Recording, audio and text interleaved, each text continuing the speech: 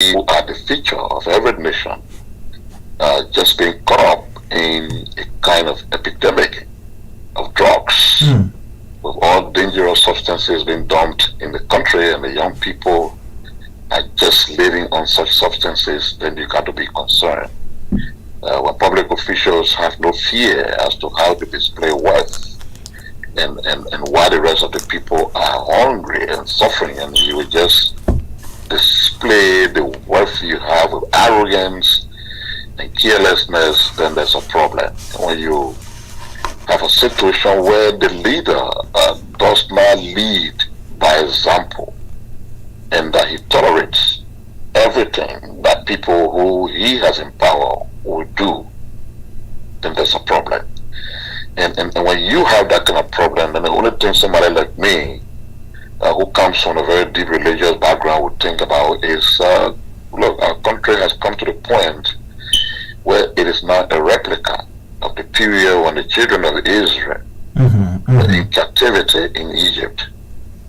You know, and when you have that kind of scenario, then the next thing that is required is redemption. Because even the children of Israel, when they were caught up in captivity in Egypt, God himself did not sleep until he sent Moses to ensure that they were redeemed. So when you have a re-manifestation of that kind of scenario, what some of us knew would happen is that Jehovah would have stood in like he did in ancient times, and the people would have been redeemed, and he just needed a vessel to do so. And I was calling, I didn't know you were on air. I was basically calling to say, man of God, thank you for a prophecy come true. Amen. Because I watched towards the election when you woke up that morning and you were revealing to the nation the prophecy that you saying through the spirit. Yeah. That Bwaka will be president. I know those who didn't support Bwaka or they didn't like that were all under your post, some insulting, and some may have been calling you a false prophet. And I can imagine what would have happened if Bwaka wasn't elected. Obviously, Jeroy Cummings would have been labeled as a false prophet, a lying prophet, and all of that. So the fact that that prophecy came to pass, I was basically calling you, not knowing you on air, as we normally do. I was just calling to say, hey, man of God, thank you for the prophecy come true. So that's what I was talking about. And what that tells me is that God himself was into what happened in our country. And my prayer is that President-elect at the appropriate time will assemble the right kinds of people. Because you see, what led Mr. Weir to where he ended is the way he looked at government, the way he looked at governance, the way he chose people who needed to help him to run the country. He didn't care about qualification. He didn't care about integrity. He didn't care about people's past history. It's either you were his friend, he needed to empower you. It's either you were socially connected to him, he needed to empower you. It's either you were his kinsman, his tribesman, and he needed to empower you. And when you start to form government on those bases, then it's the beginning of trouble. Our prayer is that President Bwaka, once elected, will break away from that kind of past, and when he starts to name his government and people begin to look at their credentials and their integrity and their credibility, there and then they should begin to gather some hope that the country is back on track and that governance is a serious matter, and that the country is not being run with competence. And so when you bury competence, and what you do is basically mediocrity, then you know you're in trouble. And our prayer is that God will be in charge of this revolution that has taken place. He will lead Bwaka like he led many successful leaders of biblical times, so that he does the right thing and get our country. We don't expect any magical one, Jeroy, and I will be very clear with you, because even as I speak to you now, people are looting vehicles. Yeah, that's what I learned. People are clearing their offices of basic necessities and essentials. And President Bwaka, I think Bwaka is going to inherit a bare bone government. Nothing basically will exist. And that's why the kind of people that will be around will be important, because you need some people who got respect, and international recognition, who can enjoin upon our partners to do some of the things that will be required at the beginning, because you don't have the resources. But I recall, Pierre, I recall when you guys were leaving office, you people were not looting chairs, desks, computer, vehicles. Everything was stockpiled, waiting for them. So when I listened to, I got a call yesterday, and somebody told me, said, look, our colleagues are looting government ministries and agencies. I was like, well, then there should be a citizen arrest. People need to monitor these different ministries and agencies in our country. So to now give the incoming administration some tough time to refurnish those offices or agencies or ministries in Liberia.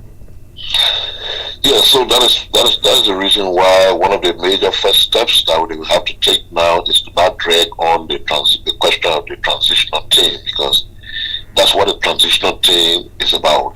It brings together people in the current government and then representative of the president-elect, and they will begin to engage sector by sector, ministry by ministry, and looking at things that are happening there, trying to find a cut point on what kind of expenditure can be made by the current government and in what tool.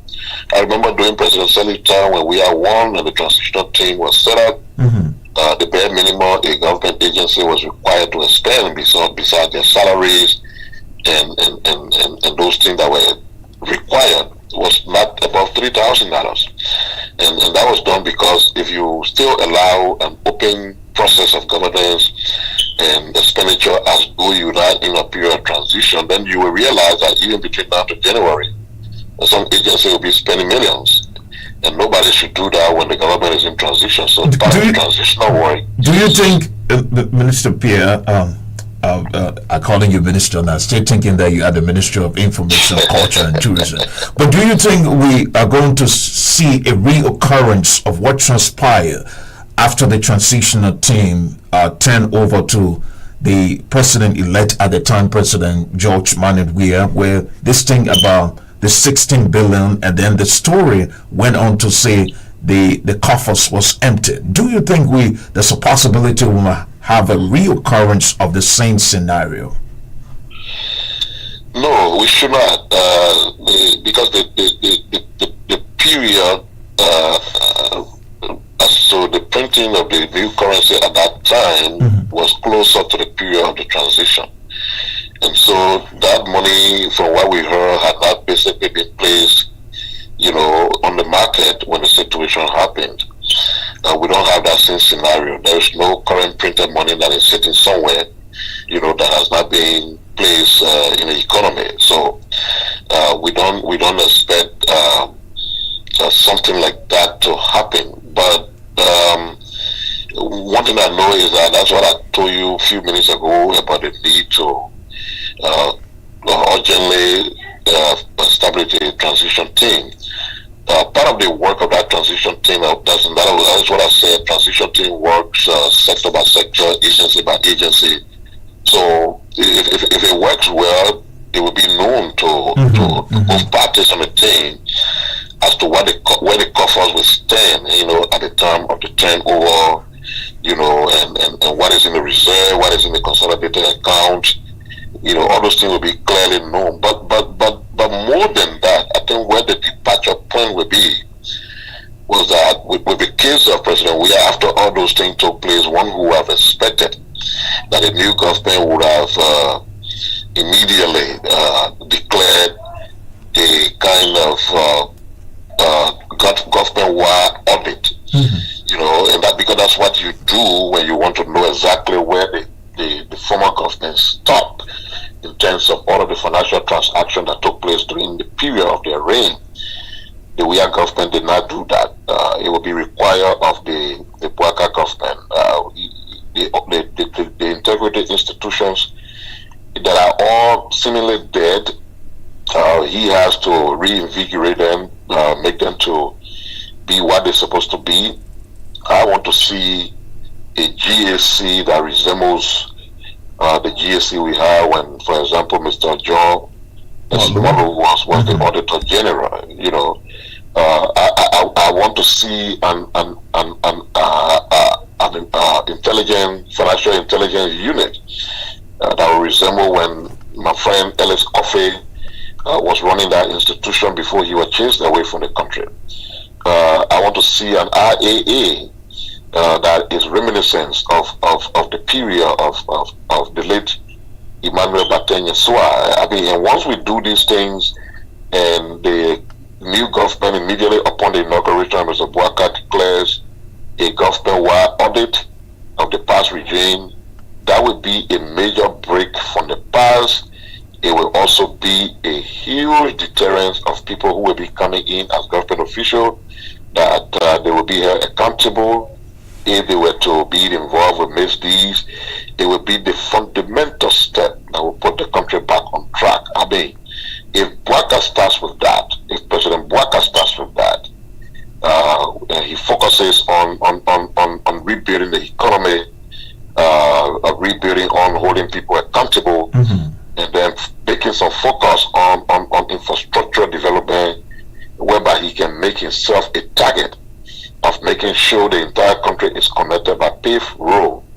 After the 6 years he will be in power, he would have built for himself a legacy that will be greater than the late President William R. Thornwood. Since indeed you were very close to the executive mansion, you kind of read the minds of presidents, and you serve at the Ministry of Information, Culture and Tourism, the custodian of government information dissemination. What do you make of President Weah's speech yesterday when he said he see a huge division in the country based upon the result of the election? What do you stand on those issues? Do you think Ambassador Joseph Yeman Bouaka, President-elect, will be a major reconciler to reconcile the nation, most especially with what we saw, you and myself from the southeast and others from the northern part of Liberia? Will this President-elect be able to reconcile Liberians? So the way I want to start is I am disappointed that the president is only able to know that the country is deeply divided simply on account of an election result. Yes, I'm very disappointed about that, because I was shocked when I heard that. Mr. Weah needed to know 6 years ago, and not only after an election result, that the country was deeply divided.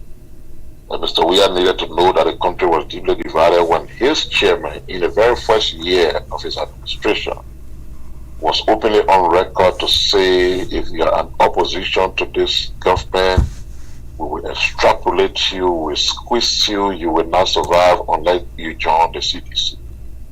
He should have seen the divisiveness in those kinds of messaging.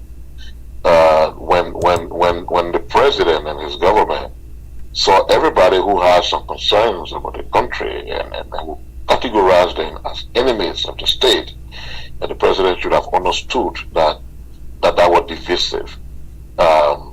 So there were too many divisive things that took place. People were being removed from the job. The president should have seen Wamo Ali, on account of maintaining his membership of his party, was told that he would not have a space at the Ministry of Finance, where they met him not as a presidential appointee, but as a public sector worker, and he was removed on account of not wanting to shift political allegiance. The president should have known that was divisive. And the list goes on and on and on and on about all of the different things that were so divisive about the country. So if the president can only see through the lens of an election result to now conclude that the country is deeply divided, I am shocked. And let me just say to the president, the closeness of those results is not on account of any deep division, because if the elections were conducted in a way where most of the very illegal things that took place did not take place, the president would not have even reached 40% of the vote cast. The president similarly looked competitive because most of the elements of those elections were through fraud. And the fact that Waka won the election, it would be a mistake for anybody to close their eyes on the fact that there were a lot of fraudulent activities associated with this election. We should not even have a runoff. And then, Jeremy, one thing I noticed from that speech also is this. I think he was trying to save face to walk out easily and say, I was the guy who was the reconciler, the man that is coming in, or the elections we had, the campaign season was marked with the issue of divisiveness. So now I'm leaving. I hope we can reconcile our differences. Don't you think he was trying to save face from some of the things that you alluded to earlier on? There's no face saving there. That's the reason why all across the world, on the eve of elections, presidents do deliver major addresses, and the reason is to capture some of these concerns. The president believed that the country was deeply divided. His message before the election would have factored that and would have advised Liberians accordingly that as you move into this election, in which I see a deeply divided country, my prayer is that you don't allow the election to divide us more. Proceed in this way, in that way. That's what leaders do. You don't allow things to remain as they were.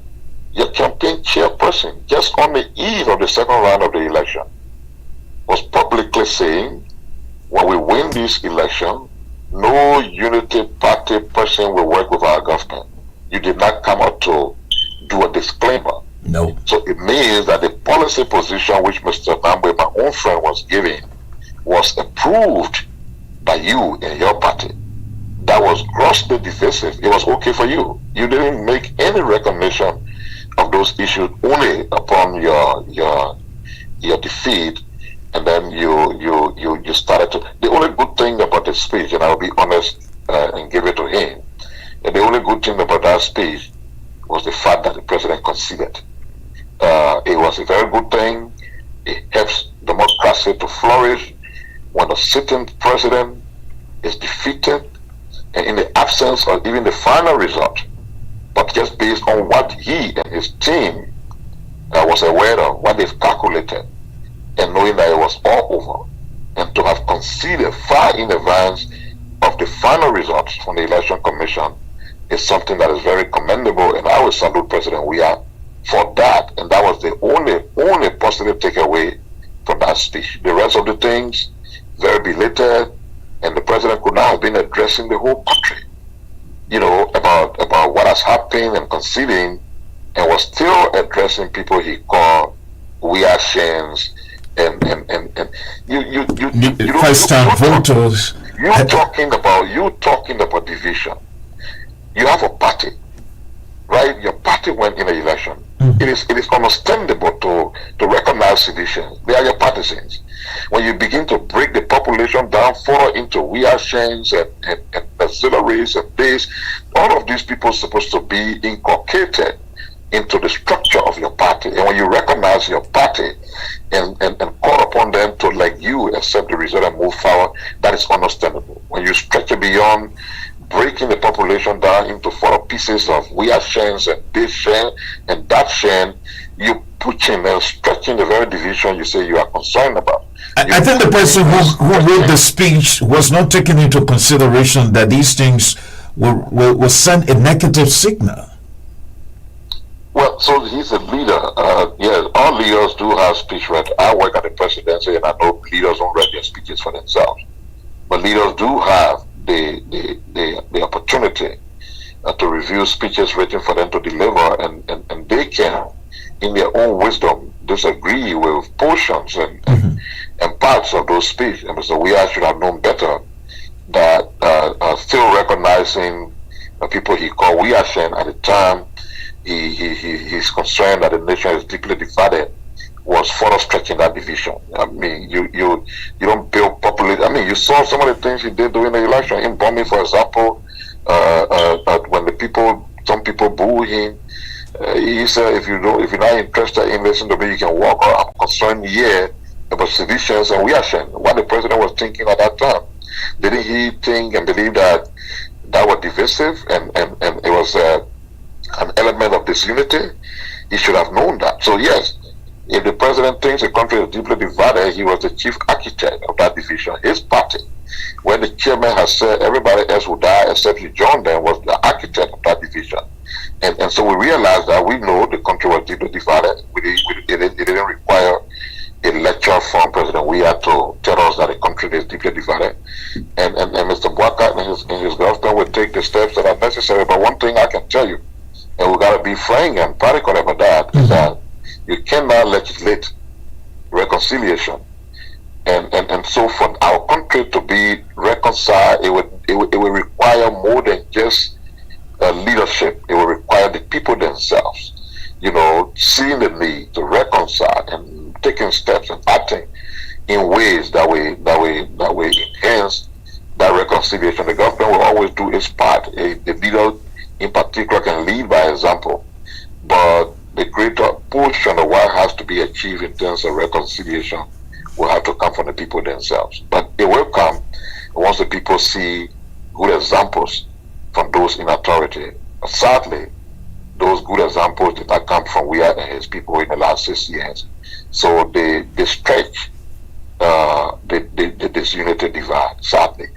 But I think God is in this one. When you, an evangelist, even got prophecy, if you check on my page, there were all prophecies that people said were all lies. I shared some prophecies on my page, most recent, that was declaring that Bwaka would have won the election. So with all these prophecies, what does it tell me? God was in it, and I think God would direct President Bwaka, and He's directed Moses and others who led people to freedom to do the right thing. That's our hope and prayer. Honorable Joe like Matthew Pierre, will we see will we see you come back to government, or you hanging your boots in the Jesse? That is absolutely of no concern to me. What I wanted to see in Liberia is Pierre, you can't retire now. The country needs you. I think Ambassador Bwaka needs you. I'm not suggesting retirement. Mm-hmm. What I'm suggesting, and I think everybody should do so, is that people should leave and allow President Bwaka, to on his own volition,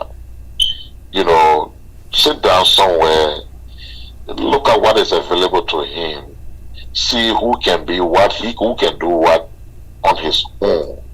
And I really want to urge everybody who is involved with the process to do so, because sometimes the war and intended fight for power and position by people who help leaders to come to power is the beginning of failure for that president. That is 100% true. Mr. Bwaka should not be under pressure from anybody who will say, at work, I want to be included. Mr. Bwaka should deem on his own accord who will be what. And those, because government cannot take everybody, and those who would not have a chance should be glad that you have a country that is receptive, and we together can begin to build and open and expand the private sector that will help to create jobs for people. Look, one of the things that happened during the Weah regime was not that everybody wanted to work in government. There are specific examples that I had. For example, Gafuan built his own consultancy firm, right? The UNDP, through a very rigorous vetting process, granted him a consultancy. But all the consultancy for international partners are linked to different public sector institutions. So his consultancy required at the time, but what they were going to be doing, they were going to be doing it with the Ministry of Finance. Sadly, the people from the Ministry of Finance said they could not work with Mr. Gafuan on those issues that the UNDP was concerned that you were going to be consulting on. And so the contract had to be reversed, re-advertised.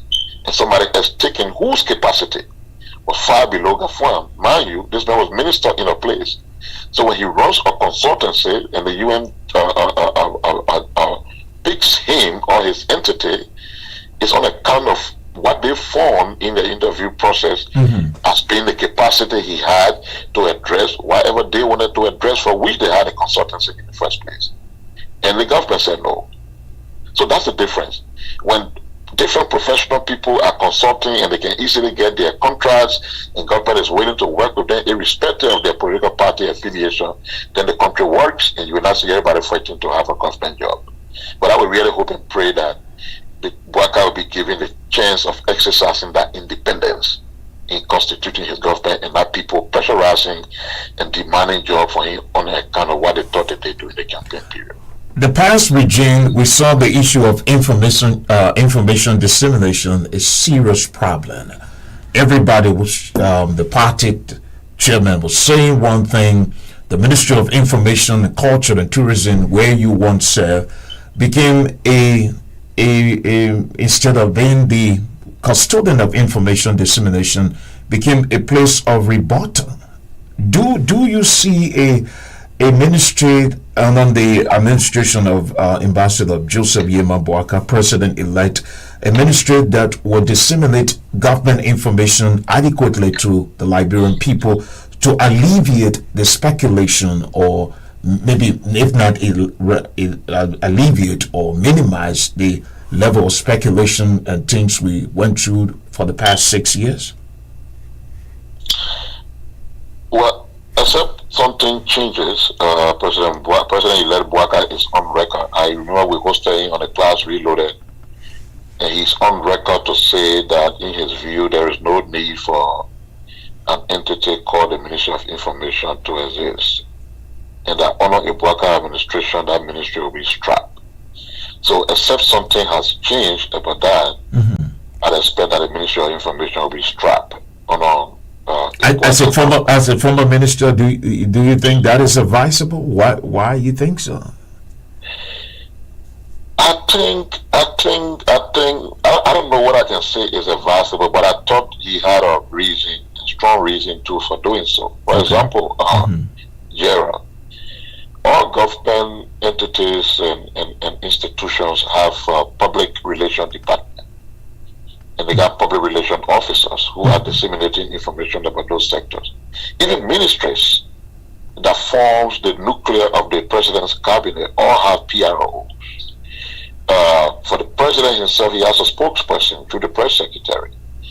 And then, even though that ministry is Ministry of Information, Culture Affairs and Tourism, very little attention is being given to the tourism and cultural aspect, and the ministry is barely a talking shop. And to have a whole ministry just for talking, sometimes it's not the wise use of limited taxpayers' money. And so what I want us to be what he was saying is maybe like America, press secretary to the president is the only well-known, open and established communication arm of the federal government that is speaking in addition to the different spokesperson at the different departments. The Defense Department, for example, they have their spokesman. I follow him during all the crises in like Afghanistan, the withdrawal, and all the different things. And I really used to admire him. He's a good, excellent communicator. All the sectors the same. So maybe what President Boaka is thinking on is that because all these ministries have these spokespersons and they have their communication or public relations department, a press secretary who speaks both for the president and the entire country should be enough, rather than having a whole entity with hundreds of employees just to talk. Oh, that I look forward to seeing, because I was kind of confused with the way the guys, because I remember when President Salif took over 6 months after the inaugural program, the opposition said her administration was a flunky. But President Salif set up something where government officials, government ministers had to appear on my program to explain government policy. I think that was the first time I interacted with you when you were at the Ministry of Information, Culture and Tourism before going as press secretary to Madam Ellen Johnson Salif. But as compared to your days at the Ministry of Information or still in government, what we saw 6 months back, it was like other people and people that were doing different podcasts to disseminate information to the Liberian people rather than the government itself. ELBC was not that proactive. Honor Madam Ellen Johnson said, I had a contract to build their online radio, so I knew Ambrose Mann was then reaching out to Liberians out here. But finally, before we take leave of you, the Honorable Jeroy Matthew Pierre, I want you to say something to your Bassa people. Don't think I don't follow. I followed and I listened to you speaking Bassa sometime, reaching out to your people and then playing your Bassa gospel song. What is the secret behind all those Bassa gospel music you play all the time? Is it because the middle name is Matthew? So I'm not a perfect person. I'm not a godly person per se. Maybe I don't reach the characteristic of being a godly person, but I do know. You know God. I'm a deeply religious person who actually know God, and I am a pastor man, and I sing.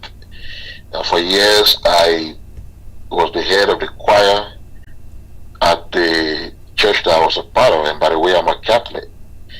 And I've been a member of St. Mary's, Our Lady of Luz there in Tuefa, and I led the choir for years. So I love singing. I just don't love going to church, but I love singing. But I'm also deeply connected to my people, the Bassa people. I love the singing that the Bassa people, can do, just as I love to hear the people from the Southeast sing.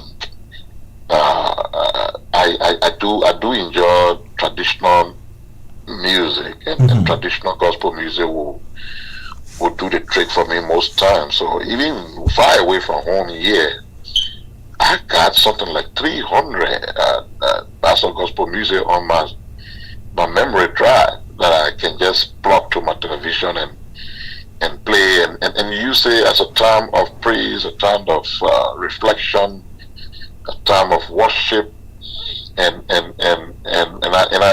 like it.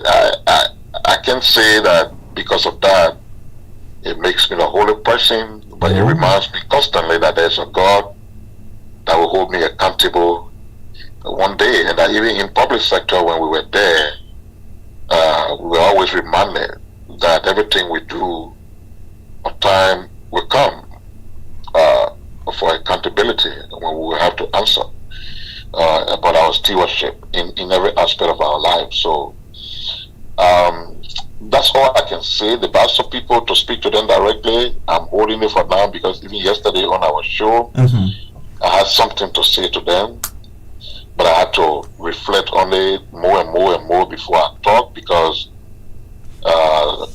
observing the elections from both the first and second rounds, I've been thinking deep about my people, about my country. I don't want to rush to make those conclusions. I will think about it well, I will reflect on it well, and I will speak my mind about what I think happened in my country. But those are critical things to talk about, and they should not be characterized by rushing.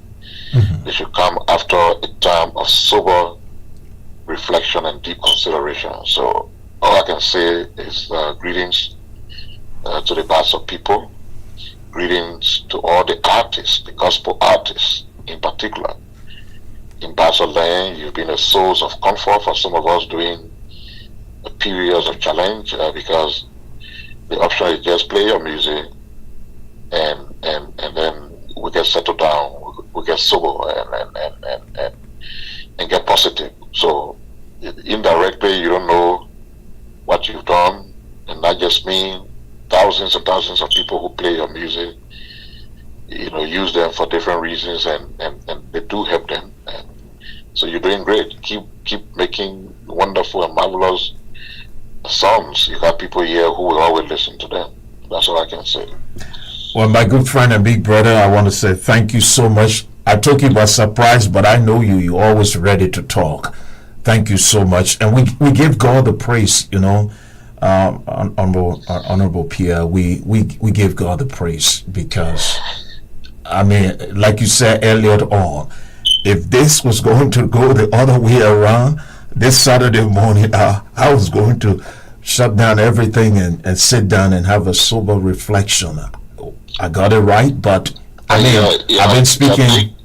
Your nickname would have been Mr. False Prophet. So thank God. but I've been speaking for too long. I got it right. I knew that was it. It's 2017. I said the same thing. It happened. So I was not afraid, even though family members and close people called me and say, Jeroy, I said, listen, you've been following me for so long. Watch and see. Don't say anything, just watch. It's going to be Ambassador Joseph Yeman Boaka. You go up, you come down. Pierre, the Bible says affliction shall not arise for the second time. So I told people in my inner cycle, God is not responsible for bad government, neither bad governance. But God sometimes uses bad government or bad governance to chastise the people. But in the case of Liberia, affliction will not arise for the second time. In short, President Weah was not going to be president for the second term because God listened to the cry of our people. Yes, the people decided that they wanted him. They got him. But on this note, he can be president for the second term. It's not possible. Because that would be like, what is it that we have done wrong, God? You are gracious and merciful. And so we're calling on you. So from Sepu Hill to Barclayville to Fishtown to Chin to Bapolu, you just name it. The people, they send a signal long time, Pierre. And you on the radio. I mean, you talk to people often. You've been in government for years. You've been actively involved in student leadership. You saw the writing. It was there. In Liberia, once the marketers and the students boo you, you are OUT out. There's nothing you can do about it. But do we look forward to seeing more class reloaded? Oh yeah, we're on yesterday. We're back on Monday. We come again Wednesday and Friday. We still on. There's still a lot of messaging to do between now to when the president gets inaugurated. We're not a radio or media house. It was basically a political platform to help with his election. He has been elected, so in other words, it's mission accomplished. But we just want to find a way to keep talking to the people until he's inaugurated, and then we then make a decision on the future of the program. Again, sir, thank you so much, and my regards to the family. I know I had to take you away from Madame and the kids on a beautiful Saturday morning like that, but it's a blessing having you here. Thank you so much. Thank you, and I bless God that prophecy of yours turned out to be a false prophecy. No, not at all. Deep trouble. You would have been in very deep trouble. Not at all. God did it. Thank you. Thank you so much. Thank you, sir.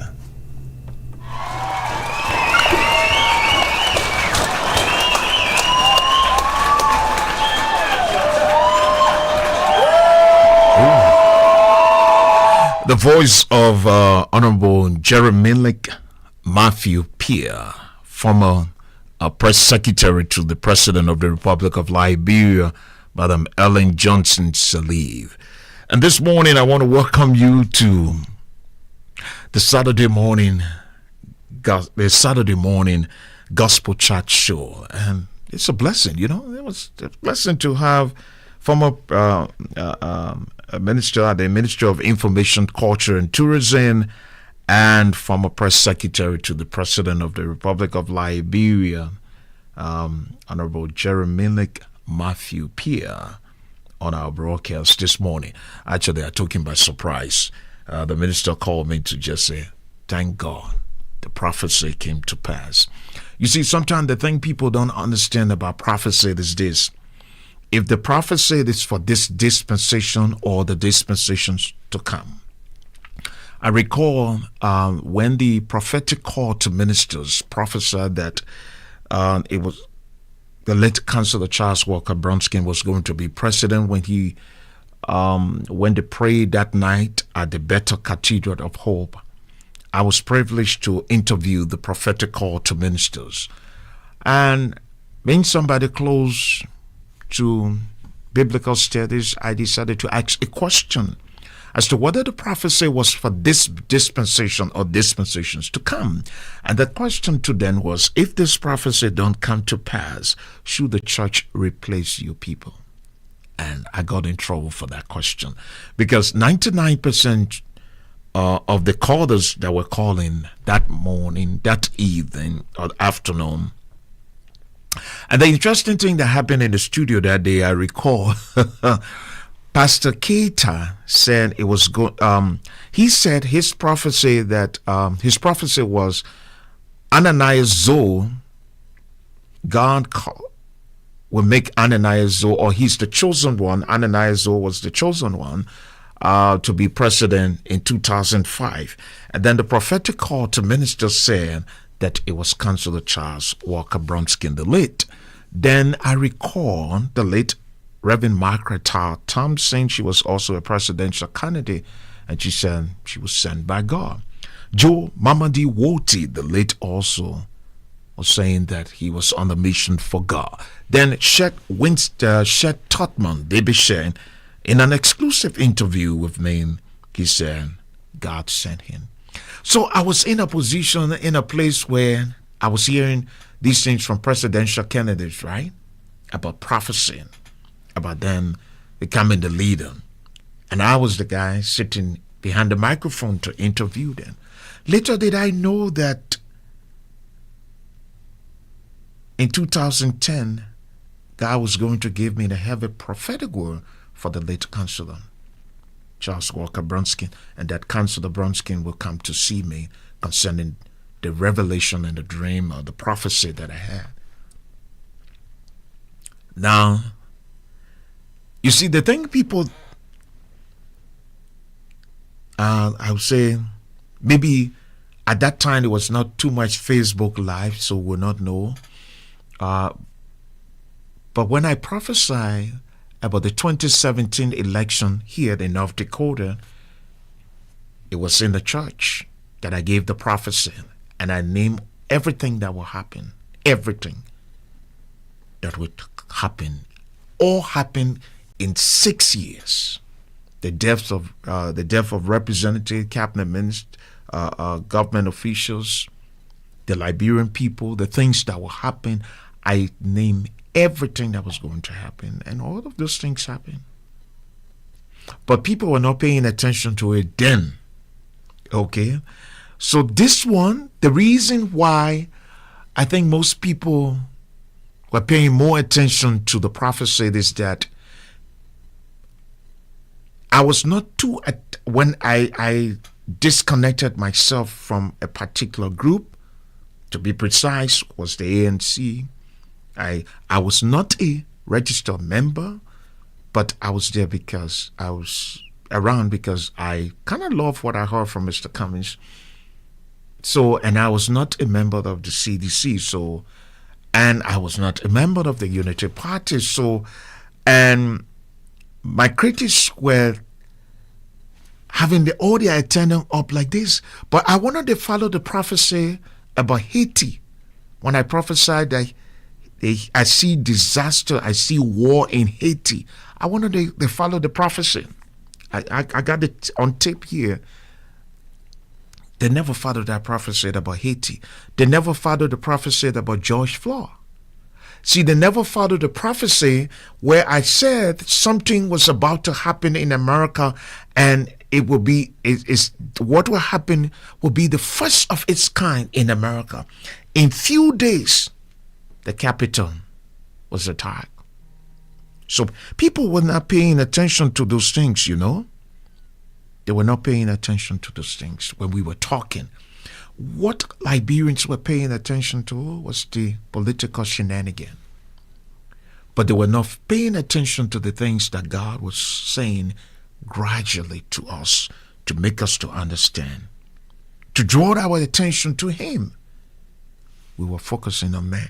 So some of my critics, thank you so much. Thank you. Because the things you said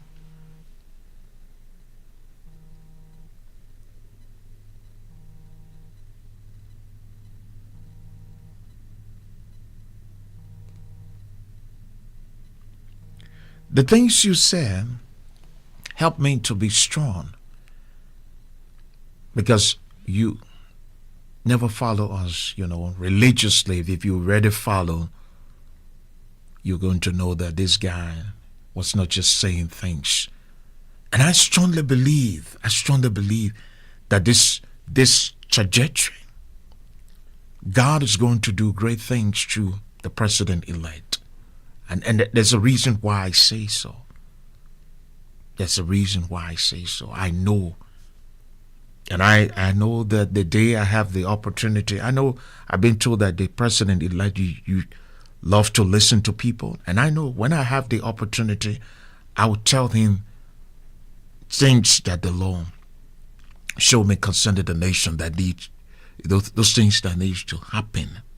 And and when he listened to them and write them down and just go by what the Lord is saying, you see it. You see, it's going to be better. Liberia is a beacon of hope, and this light will shine. It's going to shine. So, God is so good and He's so great. And let us give God the praise. This morning, the former minister, former press secretary made my day this morning. I mean, when you get a call from a big brother who served in government and call you and say, I just called to commend you and praise God for your life.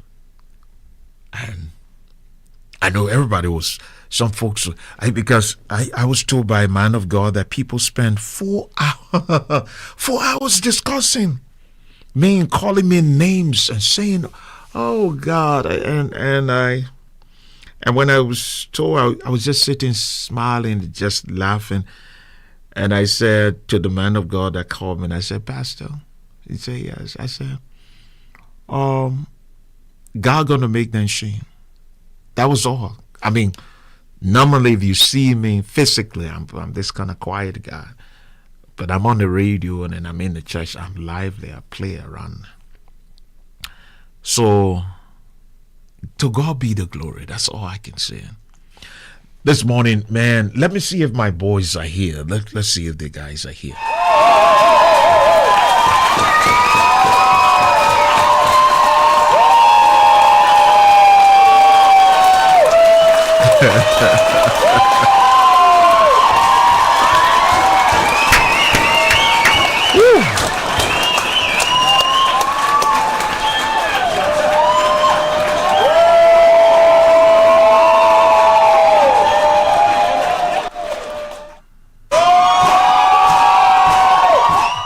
I'm expecting a call, and I want to see a few persons I'm going to name.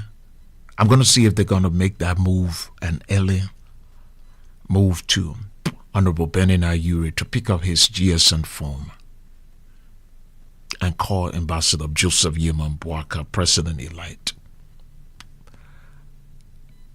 and Mr. Alexander Cummings. I hope you guys make the call sometime now and Monday. Make that call. And Mr. Yuri, you owe me a telephone call. Mr. Cummings, I know you walk away for 8 months and stop communicating with me. I'm still Pastor Cummings. Uncle Ben, I'm still Jeroy and still Pastor Cummings. I'm still that Reverend. So now you know. Now you can understand that when you have people like us around, we were not around for your money. We're around telling you what God was saying. Now you know. Now it's going to help you to have a sober reflection on God. I'm not saying that you don't love God, but I'm saying to you that I said some things to you people that you were not taking into consideration.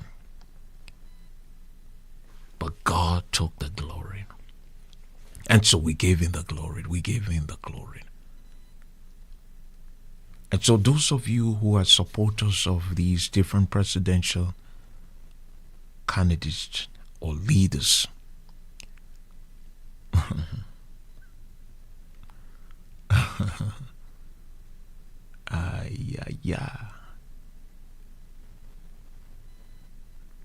God bless you all. That's all I can say. God bless you all. So this morning, listen, I want to do something. I want you to call here and, just congratulate Ambassador Boyka. That's just it. And congratulations to the marketers, the wheelbarrow boys, the shoe shine boys, the taxi drivers, the pen boys, the push, the keke people, our young men, brothers and sisters from the different communities, our chiefs, our elders,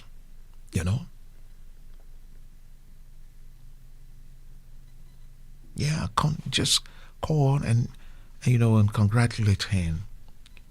Like President Weah did. This is President Weah. Let me see if he's still here. Of the Martyr Coalition for Democratic Change, fellow partisans, seditions, Weahians, all auxiliaries, first-time voters, campaign managers, and party leaders, I understand that this is not the outcome we desire. Although we did not emerge victorious, your hard work and support have been the backbone of our campaign. And for that, I am deeply grateful. I urge you to follow my example and accept the result of the elections. Go home tonight with the knowledge that our ideas and vision for Liberia remain strong. We are a young movement and our time will come again. Tomorrow, resume your daily activities in a normal way and come and join me at our party headquarters to reflect on our journey and plan for our return to political leadership in 2029. My fellow Liberians, ladies and gentlemen, tonight the CDC have lost the election, but Liberia has won. This is a time for graciousness in defeat, a time to place our country above party and patriotism above personal interests. I remain your president until the handover of power, and I will continue to work for the good of Liberia. Let us heal the division caused by the campaign and come together as one nation and one united people. May God bless Liberia, and may we continue to strive for a better future together. Thank you. May God bless you all.